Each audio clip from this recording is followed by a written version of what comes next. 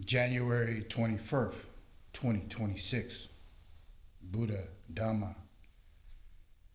Chapter 12.2, part 2.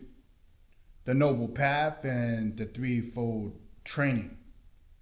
Page 1288 to page 1303.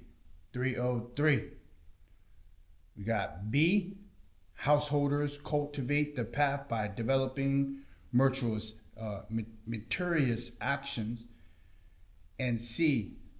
The Eightfold Path and the System of Training. Buddha Dhamma by Somdet Prat Buddha Gosacharya, or the English name P.A. Payutto.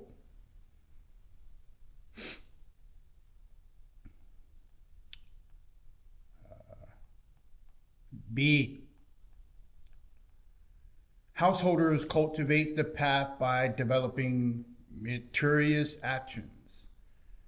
As mentioned earlier, when teaching the Dhamma in a suitable way for lay people or householders, rather than apply the system of the path in the form of the threefold training, Titso, Sikha, Sila, Khanda, Samadhi, Skanda, Panya, Khanda, the Buddha reformatted the practice as if establishing a simpler form of training. He here set down a new sequence of basic principles referred to as Punya Kiriya, meaning meritorious actions, or the basis for meritorious actions, Punya Kiriya Vatu. In this teaching, there are likewise these factors with different names: dana, charity or generosity; sila, virtuous conduct; and bhavana, mental cultivation. It is useful to understand that similar to the threefold training, Titso Sikha, the teachings on meritorious actions are also a form of study, a form of training. Indeed, the essence of meritorious action is spiritual training. Monks, bhikkhu, there are these three grounds for meritorious actions. The ground for meritorious actions consisting of dana, generosity.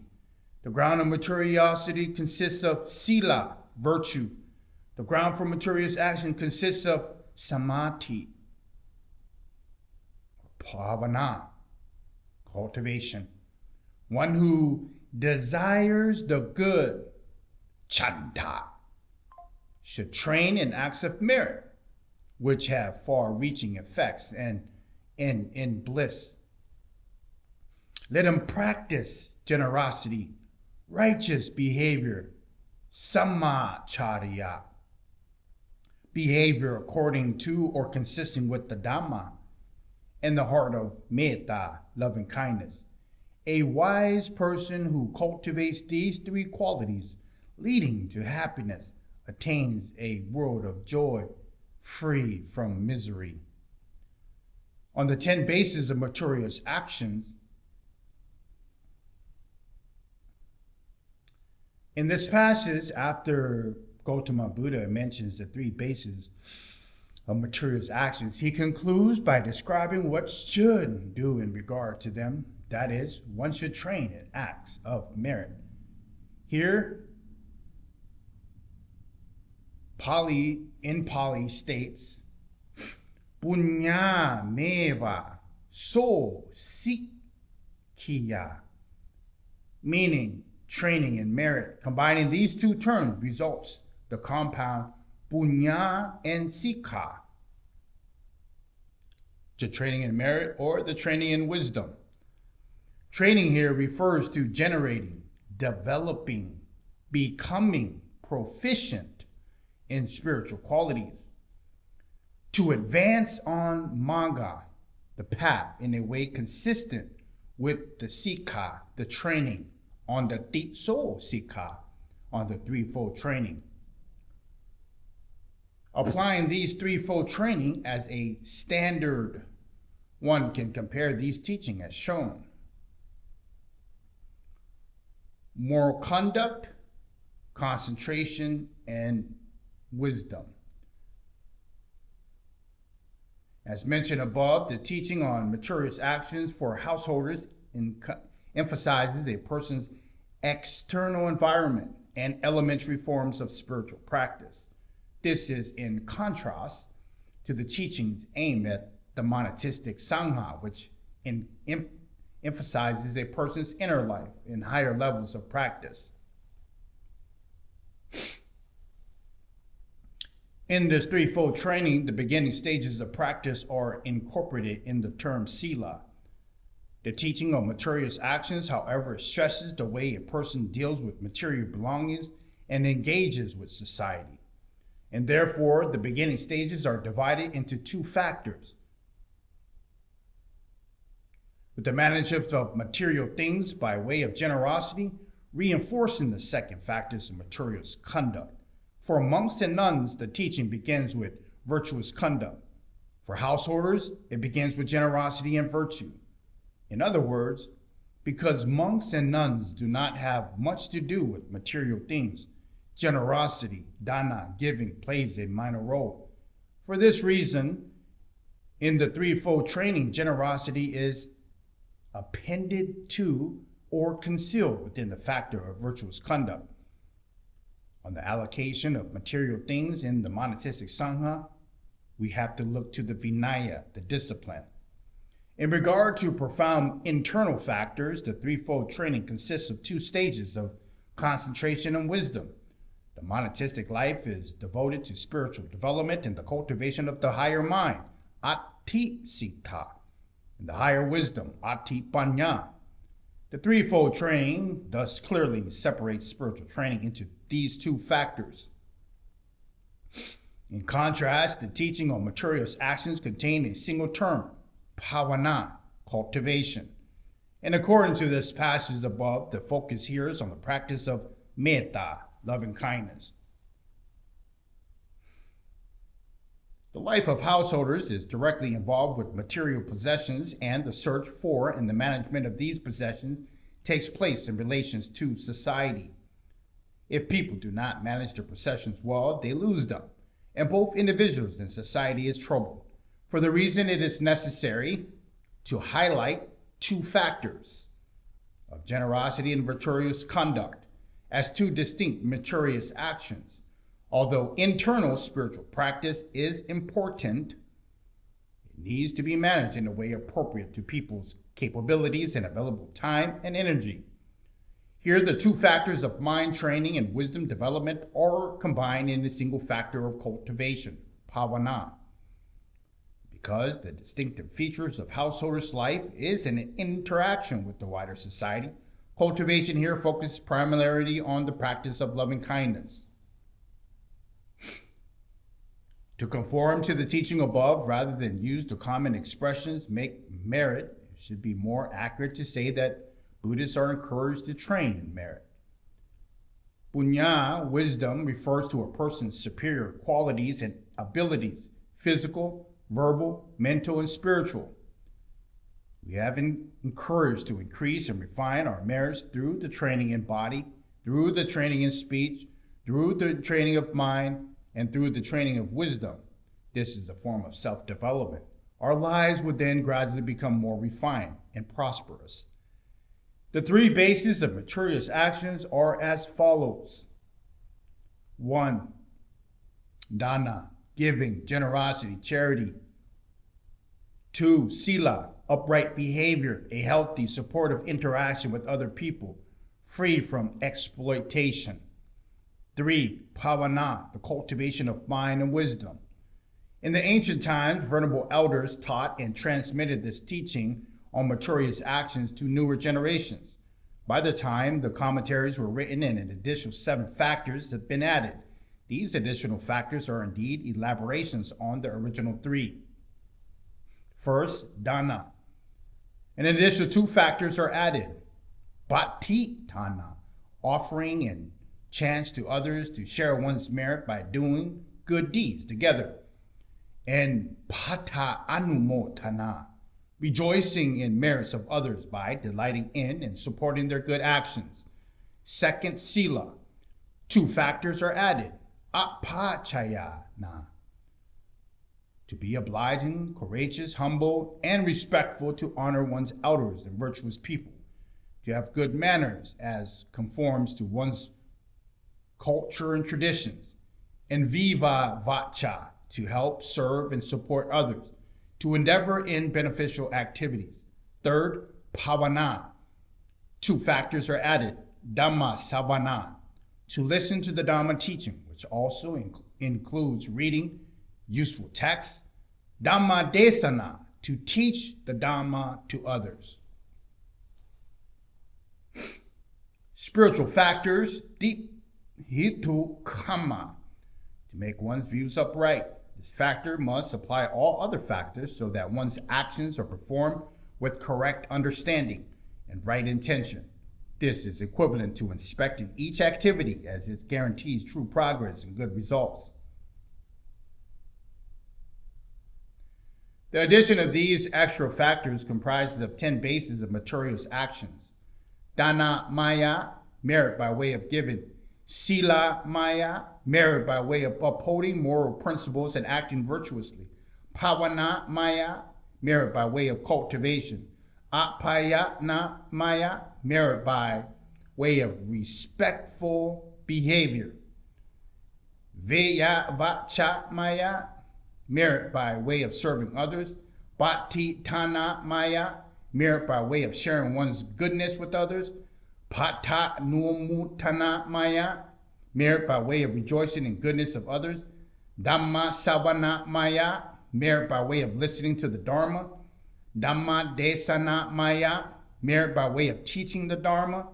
Deep tu kamma, merit by way of making one's views upright. C, the Eightfold Path and the system of training.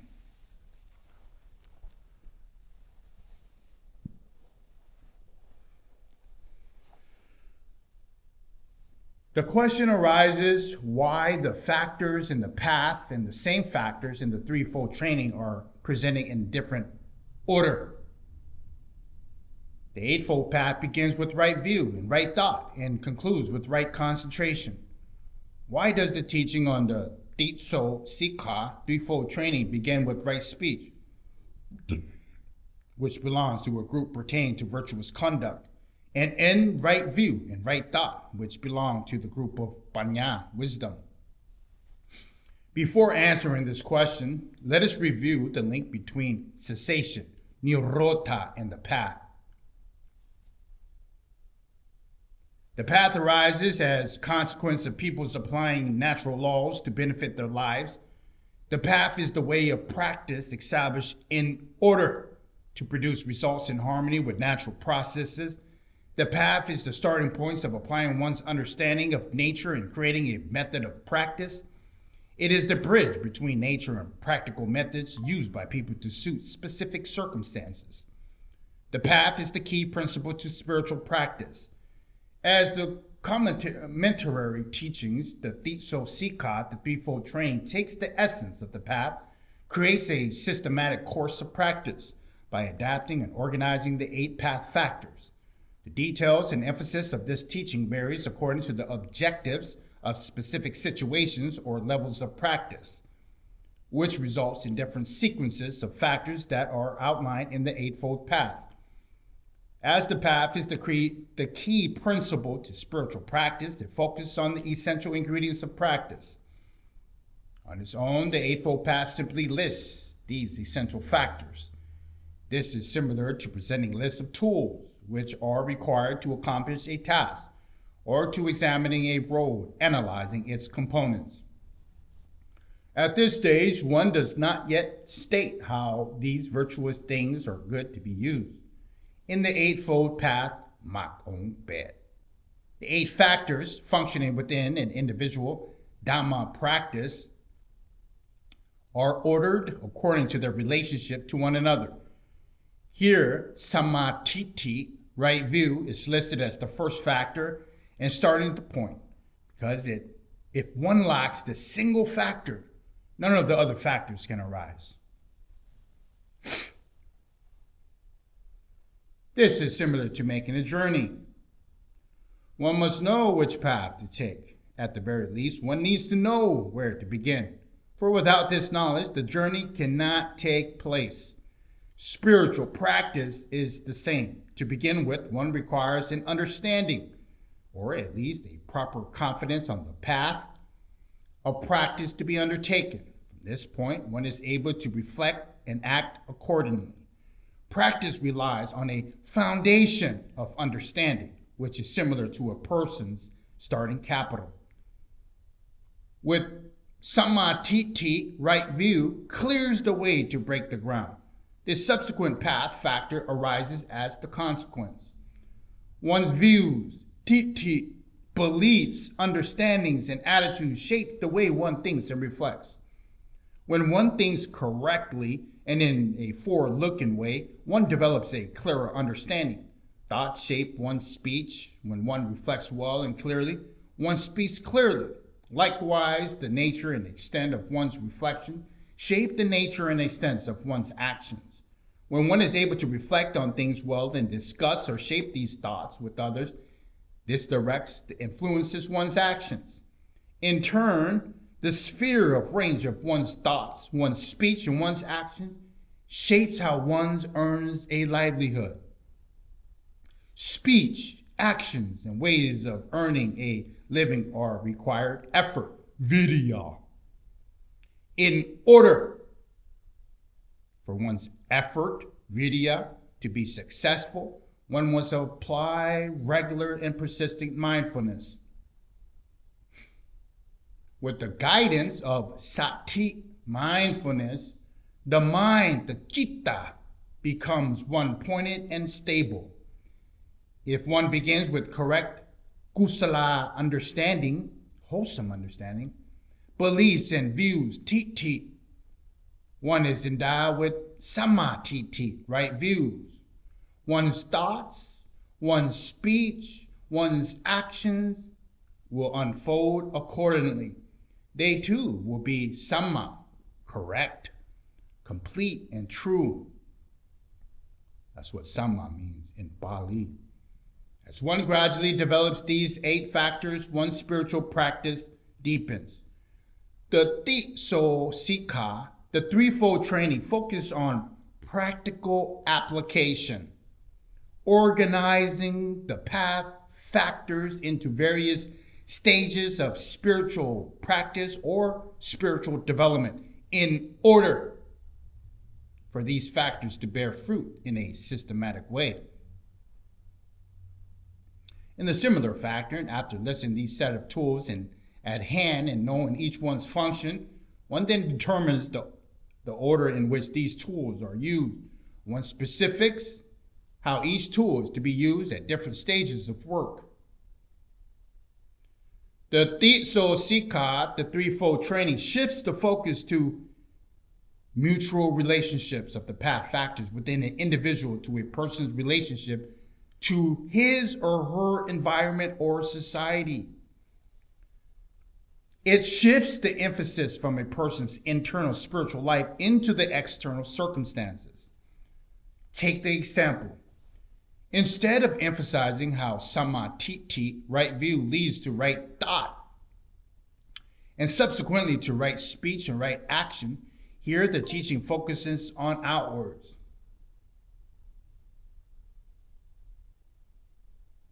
To what extent are the details of sammavacha, right speech, and right action, and how one should speak and act of members of one's community? It determines the nature of one's outward behavior, which has an effect and influence on one's thoughts and reflections. Take the example, it sets down a set of guidelines and regulations of training for one's life and for the practice in order that people develop self-restraint and are able to discern by themselves what is suitable behavior and conduct. Although the threefold training, Threefold Sika, begins by focusing on people's relationship to their society and environment, it circles back to the individual's internal spiritual life. It is the point that highlights the true meaning of Sika as training, study, development. In this sense, right speech and right action, right livelihood are matters of sila, moral conduct. The training, development, and growth of right speech, right action, and right livelihood as conducive to solving problems and making the end of dukkha, the end of suffering, is referred to the training in higher virtue, ati sila sika. Right effort, right mindfulness, right concentration comprises the group of mental correctness, samadhi, or concentration. The training and development of these three factors as conducive to the end of dukkha is referred to the training in the higher mind, ati sita sika. Right view and right thought make up the group of panya, wisdom. The development of these two factors as conducive to the end of dukkha is referred to the training of higher wisdom, ati panya sika. The threefold training changes the focus from mutual relationships of factors described in the Eightfold Path to a gradual training of an individual. Moreover, it begins with common or basic spiritual qualities and moves to more refined ones, from those aspects of spiritual practice that are easy to see to profound qualities that are difficult to define and manage. It begins with the training of body and speech and then focuses on the training of mind and wisdom. In other words, the threefold training shifts from an interrelated function of the path factors at every moment of an individual's longer intervals of time in the process of training, which is divided into different stages, according to the prominent role of specific factors at each particular stage. This training begins with the basic mortal conduct, which emphasizes external behavior of body and speech. It then moves on to the refined level of concentration, to the development of the mind in order to support and develop panya, wisdom, so that panya, wisdom, can be used most effectively. The Threefold Sika, the threefold training, is thus a complete system of practice presented as a way to train people in the context of their everyday lives by recognizing that people's lives in a social environment. It is organized into stages, which comprises longer intervals of time and are ordered according to those spiritual factors which requires special attention at each particular stage. It is important to note that regardless of which stage a practitioner is training in, whether it be moral conduct, concentration, or wisdom, each and every path factor from right view, samadhi, to right concentration, samadhi, or one, is training on the level of moral conduct, concentration, and wisdom. It's simply a way to announce that at this time, one is giving special emphasis and importance to developing specific factors or a group of factors, that at this time, specific factors have been summoned to play a salient role. From one's perspective, it appears that there are two systems of practice, the external system and the internal system of training. This matter will become more clear by considering the teaching on virtuous friend and on wise reflections.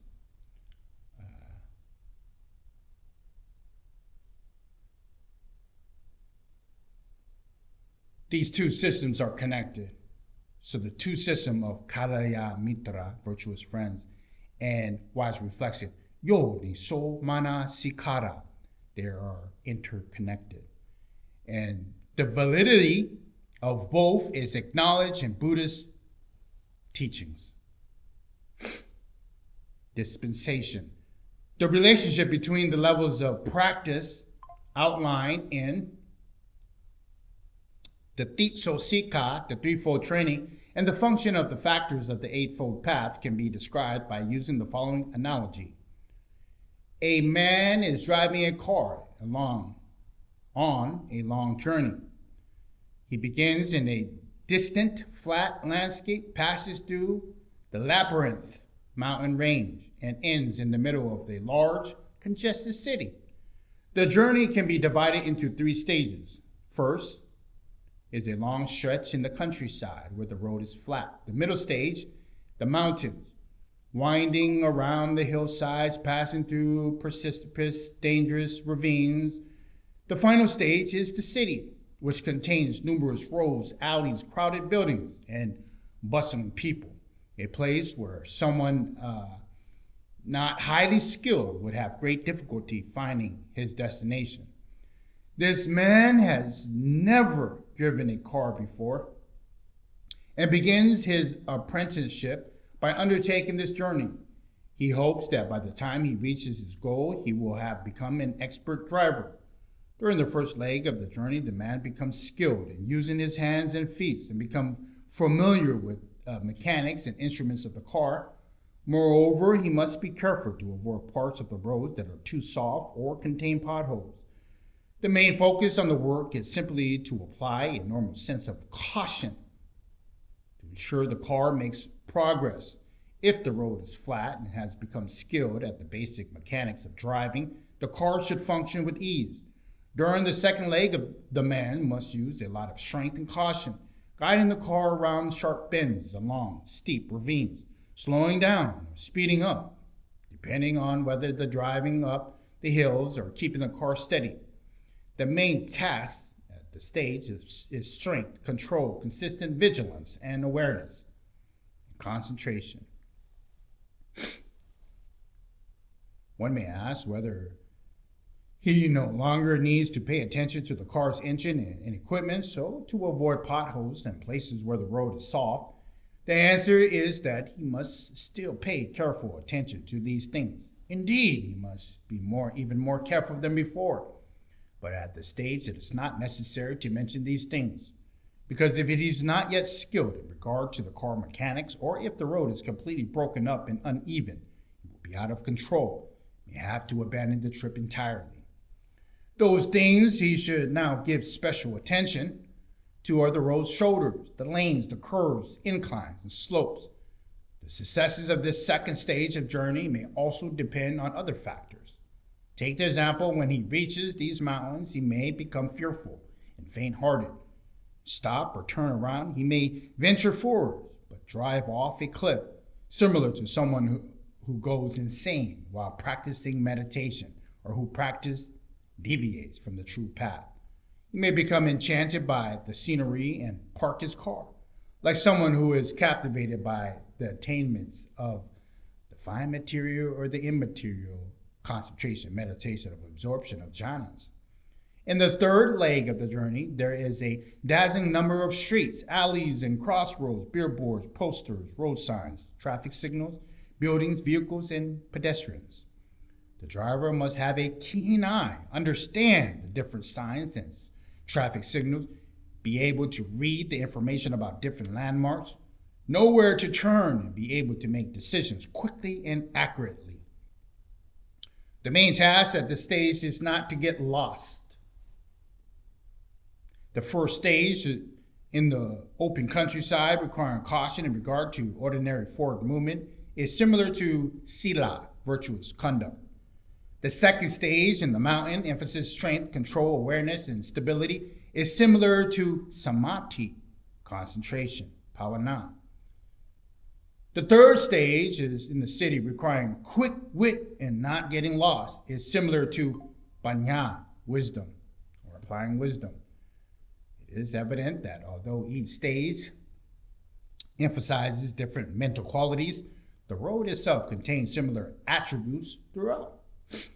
This analogy provides a broad overview. In real-life practice, these different factors are continually being developed. As subsidiary repeating stages in a larger process, this is similar to a long motorway which contains a series of alternating flat, steep, and intricate sections. This is This confirmation of the link between the Titso Sikha, the threefold training, which emphasizes external practice, and the eightfold path, Mak On Bed, which highlights the function of internal spiritual factors. When one trains in moral conduct, the mind becomes concentrated. When the mind is concentrated, one reflects with wisdom. Wisdom is equivalent to samadhi.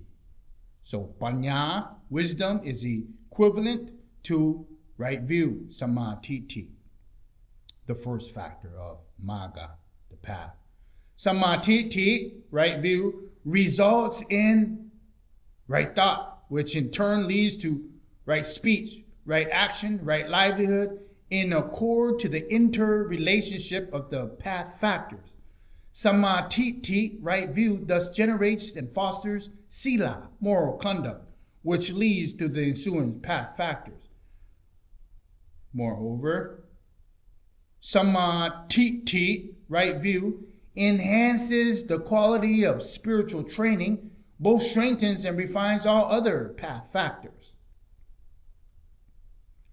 Now we're going to discuss this more in detail in chapter 16.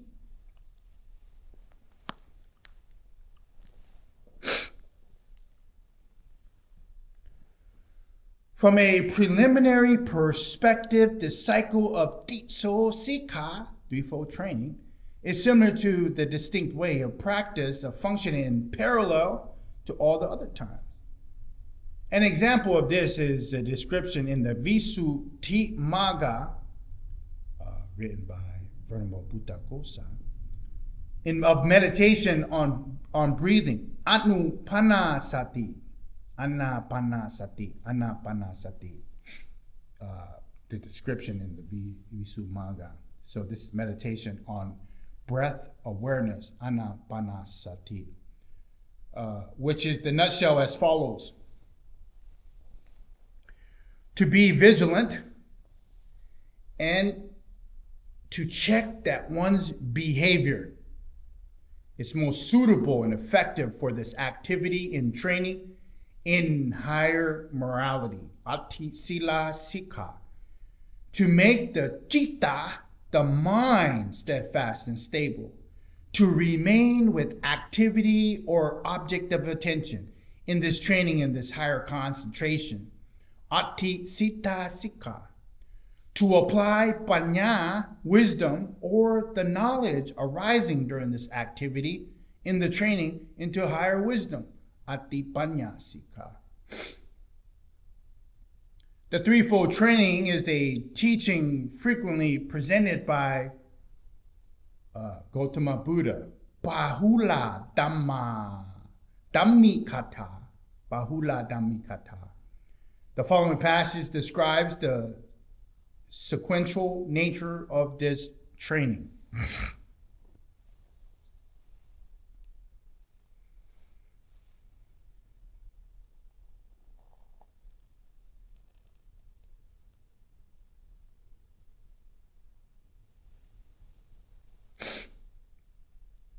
This is morality.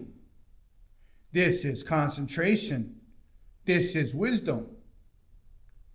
Concentration, which has been ripened by morality, brings great fruit and blessing.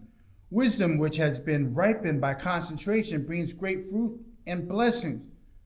The mind, which has been ripened by wisdom, becomes completely free from the taints.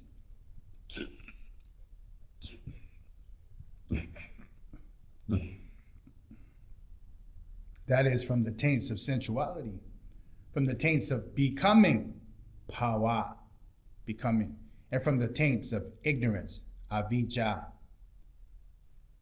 The interrelationship between sila, samadhi, panya is visible in everyday life. When one conducts oneself purely, is confident of one's moral purity, does not fear punishment or being harmed by one's adversaries, is not anxious about criticism or being ostracized, and is not agitated out of the sense of self-loathing over one's bad deeds. The mind, the citta, is peaceful. One remains focused on one's thoughts. One remains focused on one's speech. One remains focused on one's actions. The more peaceful and concentrated is one's mind, the clearer is one's thinking process, and the quicker and more agile is one's understanding.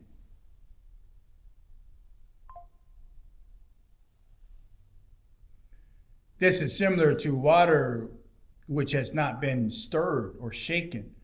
The surface is calm. The sediment settles on the bottom, and the water is clear, enabling a person to see things clearly. At the higher level of Dhamma practice, which give rise to higher knowledge and eliminate mental defilements, it is even more important for the mind to be tranquil and clear, and to possess one-pointed concentration, which is able to suspend cognition by way of the sense doors, and sustain attention solely at that chosen object of awareness in order to completely eliminate mental sediments. This is important. So, it is even so more important for the mind to be tranquil and clear, to possess one-pointed concentration, which is able to suspend cognition by way of the sense doors and sustain attention solely on the chosen object of awareness in order to completely eliminate mental sediments. Gautama Buddha occasionally presented the threefold training of the Ditso Sikha as a simple format for spiritual practice. These teachings are often referred to by later generations of Buddhists. The Ditso Sikha, threefold training, is an important component for the key teachings as Ovata Patimokkha, of which one's verse contains 3 clauses. Sapa pa pa sa akaranam, to refrain from all evil. Kusala supa sampata, to cultivate what is wholesome. Satchita pariyotanam panam, to purify the mind. Sapapapa akaranam, to refrain from all evil. It is important to emphasize the importance of right view, or the wisdom factors. All Buddhist systems of practice, whether they correspond with the Eightfold Practice or the Threefold Training, begin with and end with wisdom. Although the Threefold Training begins with moral conduct, this conduct relies on a starting capital of understanding of those things which one is about to practice. It relies on right view. But because this basic form of understanding involves simply knowing in which direction to proceed and where to begin, it is not included as a separate stage or broad teaching of the Threefold Training.